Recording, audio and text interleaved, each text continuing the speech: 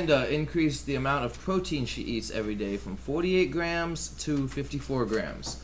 By what percentage did Amanda increase the amount of protein she eats? Okay, so we're looking for the percent of increase, which is percent of change. So that's going to be the formula, which you should memorize, is the amount of change. It's the bigger number minus the smallest number. How much is changing? Over the original amount. Original amount. And then you can turn this into a decimal and then a percent. So the amount of change here is from 54 to 48. And our original amount from 48. So we're starting at 48. So that's our original amount. So 54 minus 48 is 6. So we have 6 is the amount of change. It's changing 6 grams. She's increasing by 6 grams, and her original amount was 48. Now we could, if we had a calculator, just top in, bottom out. 6 divided by 48, it'll give us our decimal version. But we can simplify this. Divide by 6, divide by 6. 6 divided by 6 is 1. 48 divided by 6 is 8. So it's 1/8. So you probably know 1/8 is exactly half a quarter. A quarter is 25%. So 1/8 would be half of 25%, or 12.5%. If you didn't know that, you could just do 1 top in, bottom out, T-bow. 1 is the same as 1.000. 8 goes into 1 0 times. Bring our decimal up. 8 goes into 10 1 time. 1 times 8 is 8. 10 minus 8 is 2. Bring down the 0. 8 goes into 20 2 times. 2 times 8 is 16. 20 minus 16 is 4. Bring down the 0. And 8 goes into 40 exactly 5 times. 0.125. In order to turn this into a percent, we move the decimal 2 times. So that would be 12.5%. 0.125 equals 12.5%. Okay, number 9. Which equation represents the relationship between the x values and the y values in the table? So we can just go through these and see which one works. When x is 0, y is 4. So I'm going to start off with a. So we have a is telling us y equals 2x plus 12. So when I substitute a 0 for an x and a 4 for a y, so I've got 4 for my y equals 2 times, and my x is 0, plus 12. Well, 2 times 0 is 0. 0 plus 12 is 12. So no, this does not work. A does not work for the first set of numbers. Let's try the second. Let's try B. Y equals 4x plus 6.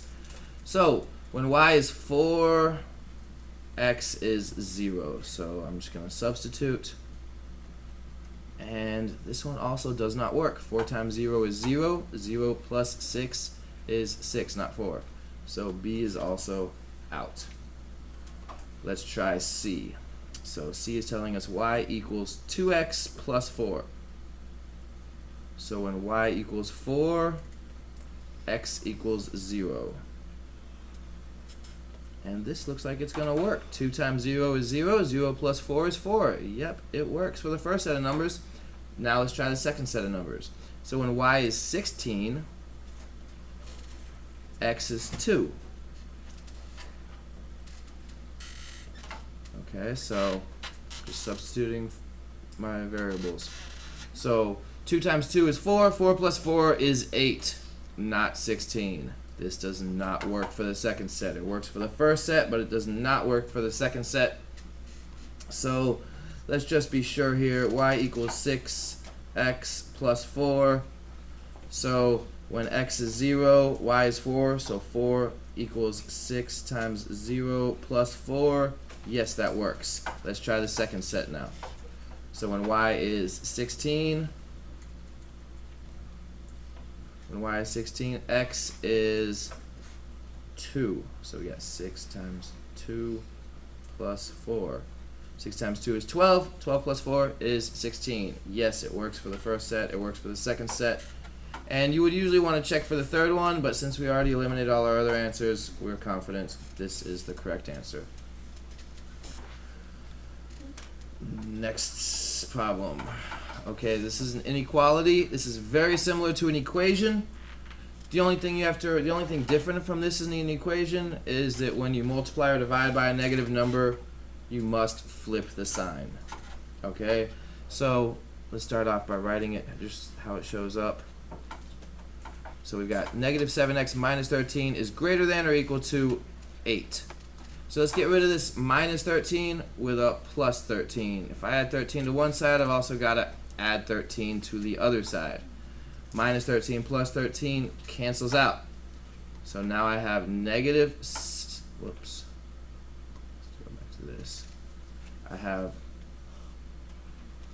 negative 7x is greater than or equal to 8 plus 13, which is 21. Now, I don't want negative 7x, I want x by itself. So to get rid of a times negative 7, I've got to divide by negative 7. If I divide one side by negative 7, I've also got to divide the other side by negative 7. But here's the thing. If I multiply or divide both sides by a negative number, I must flip the sign. Okay, so I'm going to flip my sign because I divided by a negative number. Times 7, negative 7, divided by negative 7, they cancel out. So I've got x is now less than or equal to 21 divided by negative 7. Positive divided by negative is a negative 3. So x is less than or equal to negative 3. X is less than, it's filled in, it's solid filled in. That means it could be negative 3 or it could be less than negative 3. So left is less than. Number 11, the model represents an equation. So keys, these are our x's, and we have two x's over here, and these are all ones. Okay, so we've got 5 ones. And here we've got 11 ones. So the problem that we have here is 2x plus 5 equals 11. That's what it's saying here. So in order to get rid of this plus 5, let's subtract 5. Bam, bam, bam, bam, bam. Let's get rid of these 5. But if I get rid of 5 on this side, I've also got to get rid of 5 on this side to keep it equal. So minus 5, minus 5. I now end up with 2x equals 6. Well, if 2x equals 6, let's get rid of this times 2 with a divided by 2. What I do to one side, I've got to do to the other side. Times 2 divided by 2 cancels out. X equals 6 divided by 2, which is 3. X equals 3. For every one of these, we have 3 of these. See, there's 3, and there's another 3. So x equals 3 here. Number 12, which equation is true when the value of x is negative 12? Okay, let's just try them. 1/2 times negative 12. I'm substituting negative 12 for my x, plus 22, and I'm going to see if this equals 20. Put a little question mark over that. So 1/2 times negative 12. Well, negative 12 is the same thing as negative 12 over 1. Right? So we've got 1 times negative 12 is negative 12. 2 times 1 is 2. Negative 12 times 1/2 is the same thing as negative 12 divided by 2, which equals negative 6. Negative 6. So this whole thing right here equals negative 6. Negative 6. So all this I can replace with negative 6 plus the 22. And that's going to equal 16, not 20. So A does not work. Let's try B. 15 minus 1/2 times negative 12 instead of x. And I want to see if this equals 21. Okay, so 1/2 times negative 12, we figured it out up here. 1/2 times negative 12 equals negative 6. So we've got 15 minus all of this. Let me put it in red. All of this is negative 6. So it's minus a negative 6. And does that equal 21? Well, we don't subtract, we add the opposite. Minus a negative 6 is the same thing as plus a positive 6. You can make these two minuses into one big plus sign. Don't subtract, add the opposite. So 15 minus negative 6 is the same thing as 15 plus 6, which does equal 21. Check. It works. Now, if you had time at the end of the test, I would recommend going back and checking and make sure these do not work. But for the sake of time, we're not going to do that now. B is the correct answer. Number 13.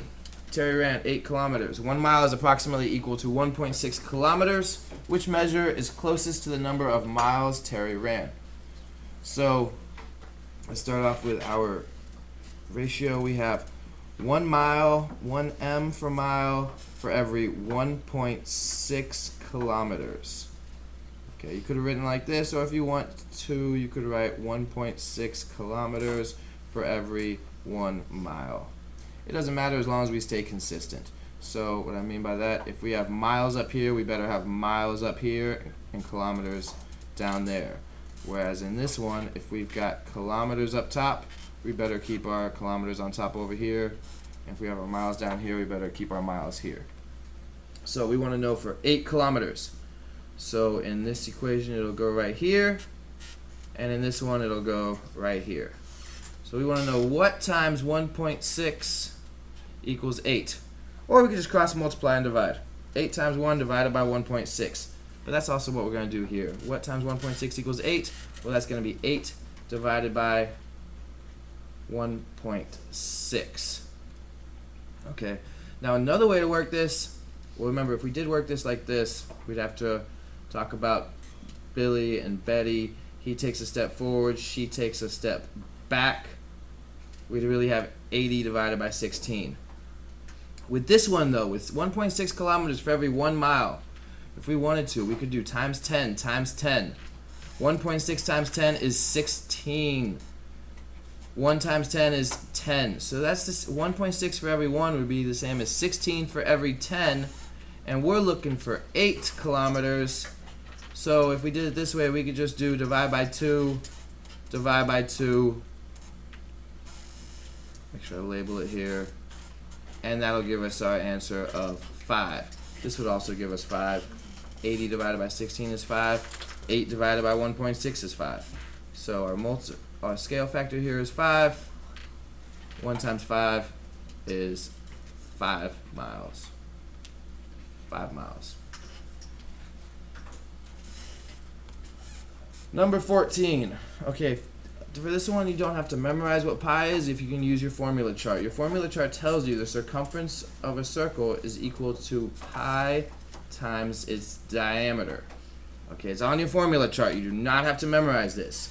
Now, if you know what a fact family is, if you can, for instance, say 6 equals 3 times 2.